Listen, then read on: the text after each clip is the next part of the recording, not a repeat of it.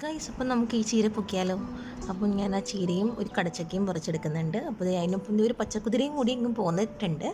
അപ്പം നമുക്കിന്ന് ചീരയും അതുപോലെ കടച്ചക്കയും ആക്കാം. അപ്പോൾ ഞാൻ ചീരയൊക്കെ കട്ട് ചെയ്തെടുക്കുന്നുണ്ട്, കഴുകി വൃത്തിയാക്കി എടുത്തിട്ടുണ്ട്.